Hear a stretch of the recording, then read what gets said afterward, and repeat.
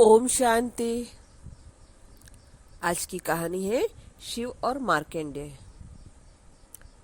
एक बार भगवान शिव को प्रसन्न करने के लिए मुकुंडु मुनि ने कठोर तपस्या की। उनकी तपस्या से प्रसन्न होकर शिव ने उन्हें दर्शन दिए।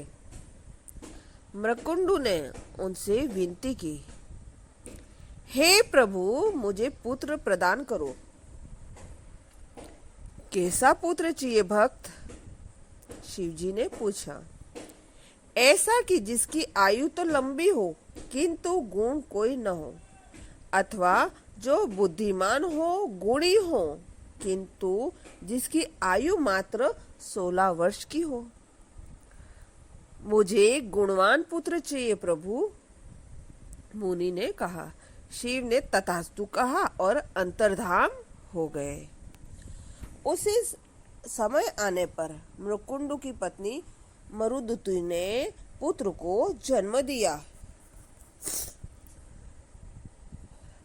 अनेक ऋषि मुनि आकर प्रसन्नता जताई और बच्चे को आशीर्वाद दिया। ऋषि मुनियों की उपस्थिति में ही मुकुंडु दंपति ने बालक का नाम रखा मार्कंडेय। बालक मार्कंडेय बहुत मेधावी निकला। 16 वर्ष की आयु से पहले ही उसने वेदों का ज्ञान प्राप्त कर लिया। उसके आचार्य गण उसकी प्रशंसा करते थकते नहीं थे। वे कहते, मुकुंडु, बहुत भाग्यशाली हो तुम, जो ऐसा होनहार बेटा मिला है। लेकिन मार्कंडेय के भविष्य को लेकर उसकी माता बहुत चिंतित रहती थी। मुकुंडु जब उसे समझाते तो वह रोते हुए कहती, स्वामी, मैं भूल नहीं पाती कि शीघ्र ही हमारा बेटा हमसे हमेशा के लिए दूर चला जाएगा। एक दिन की बात है। कुमार मार्कंडेय पूजा के लिए फूल लेने वाटिका में गया हुआ था। लौटा तो उसने अपनी माता को रोते हुए देखा।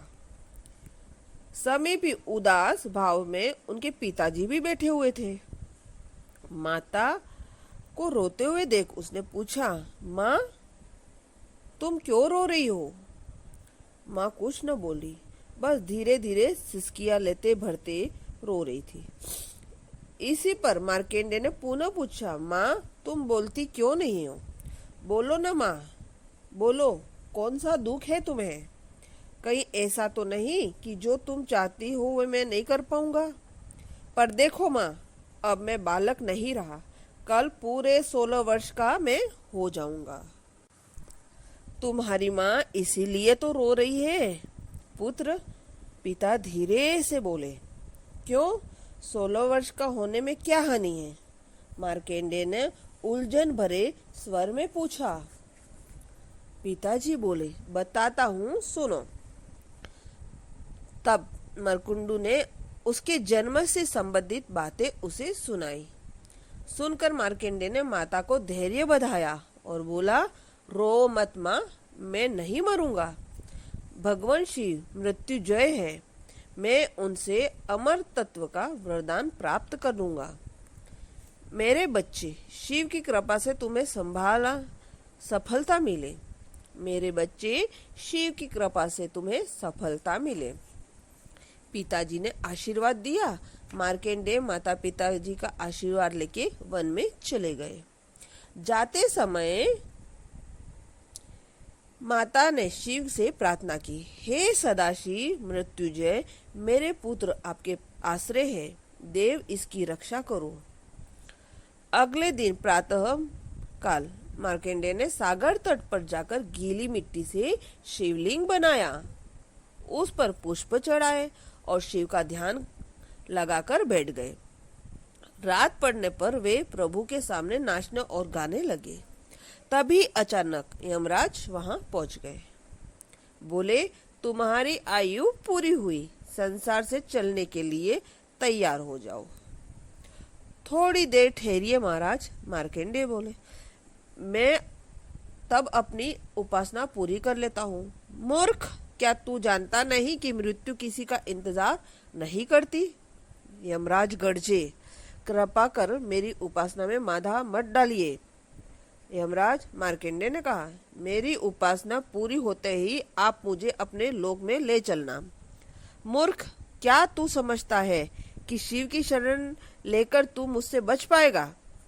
तुझे अभी मालूम हो जाएगा कि काल के पाश से कोई नहीं बच सकता।